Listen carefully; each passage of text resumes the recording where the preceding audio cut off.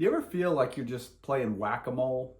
And what I mean is like you got a problem there and you put it out. You got a problem over there and you put it out. And as soon as you put this one out, another one pops up over here. And you're constantly trying to fix problems that keep popping back up. Well, if you felt like that before, you're not alone. I know when I talk to safety managers, and I can remember when I was a safety manager, lots of times topics will resurface after you think that they've been fixed. And the problem is that you get overwhelmed because you feel like, I can't do everything. You feel the pressure like you have to solve every single problem that pops up. And the truth is, you can't solve every problem that pops up. You can't do everything, but you can do the important things. And today, I want to talk about what you can do as a safety manager to manage issues before they pop up into problems. Let's discuss.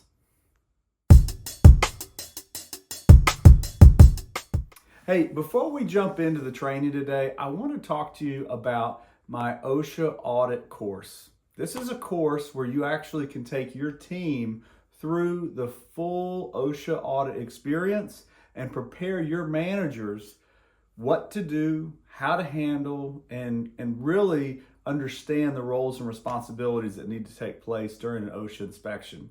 The best way to get this course is to go to my website, Help with OSHA. In that, when you get on the website, you can actually see there's a free download for an OSHA audit checklist. So that's a great way to understand more, but the course is really going to give you a deep dive. It is well worth your time, especially as we turn the corner into a new year. So if you haven't already checked it out, go to my website, helpwithosha.com, and you can access the course there. You can get a free checklist. It's a great place to go to check this stuff out. Now, let's talk about what to do when you feel overwhelmed. The one thing I want you to remember is you don't get paid to do lots of stuff.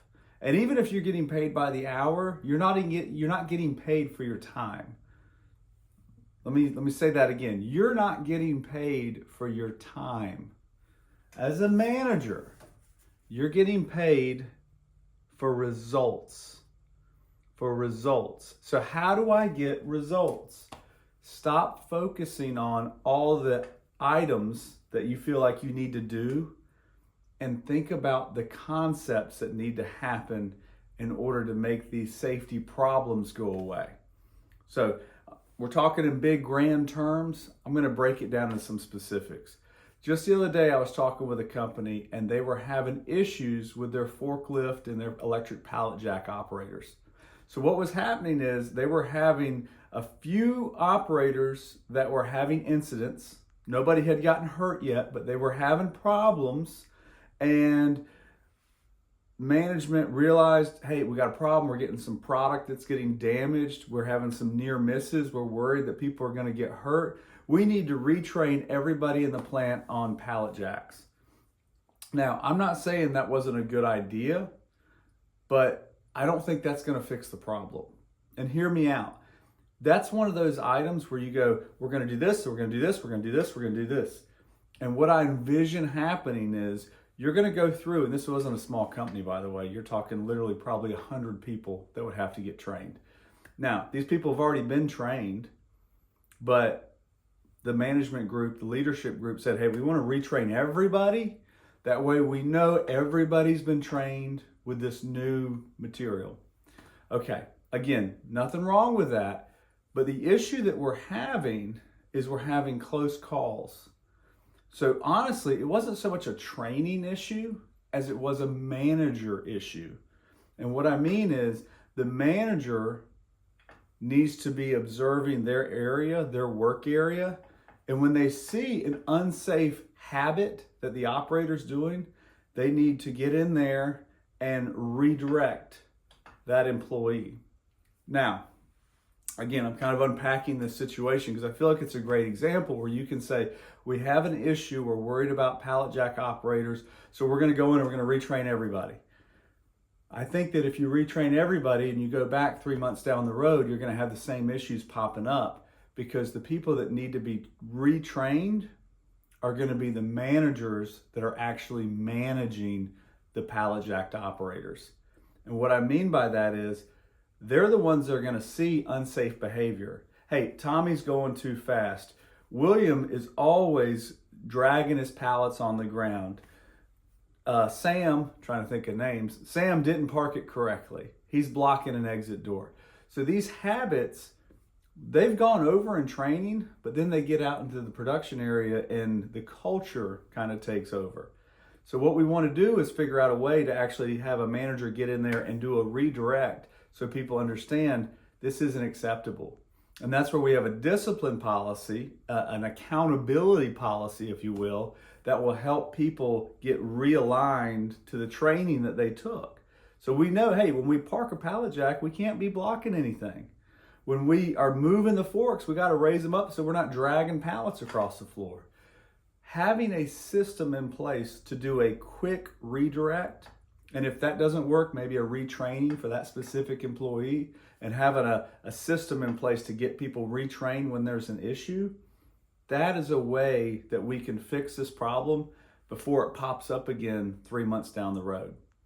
Now, another issue, when you feel overwhelmed because you're looking at your tasks that need to be done, and I know this because I've been there, and you feel like, oh, I gotta print certificates for this. I need to do a safety inspection over there. I gotta update the written program. I got safety data sheets that are coming in. They need to be filed. You feel like you got all this stuff. The best thing you can think is, what takes priority now? What's gonna prevent an accident from happening?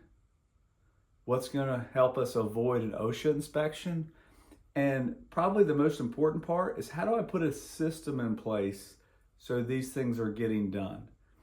If you spend the afternoon making certificates, when in reality it would have been better to be out on the floor doing a walk-around inspection, that inspection might not feel like it's needed because you have a supervisor that's going, hey, where's my certificate for completing the lockout tagout course? And you go, I gotta get that certificate. I gotta get that certificate.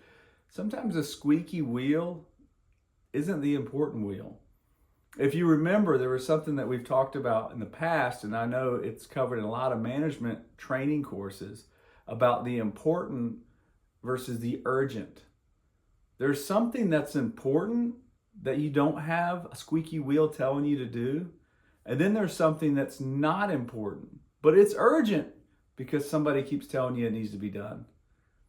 We've got to make sure that we are prioritizing our tasks so that we're focused in on the things that are actually going to make a difference. That safety inspection will make a difference because it's going to prevent somebody from doing it.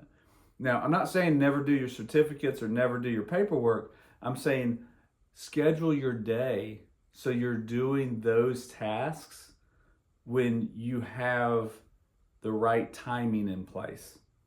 You can do those tasks early in the morning. You can do those tasks during dry periods in the day. But if you know, hey, we need to hop on this and do a safety inspection, I got to do a training class, I got to have a meeting to follow up on accountability, prioritize the things that are going to make the biggest impact on safety. I can tell you, one of the best things I've ever done is actually taking more time off so that I can focus on fresh eyes, fresh mind when I go back into the facility. And so what I mean is, when I first got started in my career, I was working a ton of hours. And it's not one of those comparison things. I know there's people working more than me, but I remember just feeling just tired. I feel just tired. I feel fatigued. And sometimes seasonal workers go through this where they feel like, man, I've been working like 50, 60, 70-hour weeks. I am exhausted. That does something to your psyche, and then you feel overwhelmed a lot easier. That's also true if you have things happening outside of work. If you have things in your personal life that are wearing on you, and I won't give you the examples, but we all know if there's a divorce or a sickness or a problem with a child, there's things that just take up space in your mind. And when you get to work, you're going, I can't even think about work because I'm thinking about all these other things. The best thing you can do is, when you're at work, focus on the high priority tasks. If you focus on those, the little stuff will take care of itself. You might have somebody that's upset they didn't get the certificate quick enough. You know what? It'll be okay. They'll get their certificate. But focus in on the things that matter more, and try to think about how can we fix these problems and manage them, because you're never going to have a magic wand and just fix things and they don't resurface. Everything is going to resurface eventually. The key is to put it in a process so that you're checking in on it before it starts becoming a problem all over again. All right, with that in mind, I'm encouraging you, don't focus on your time, focus on getting results. If you feel overwhelmed, take a deep breath and realize, you know what, this world's going to keep spinning. I need to focus on what matters the most. Till we talk again, do everything you can to keep the people you work with safe. What you do matters, because no one should get hurt at work.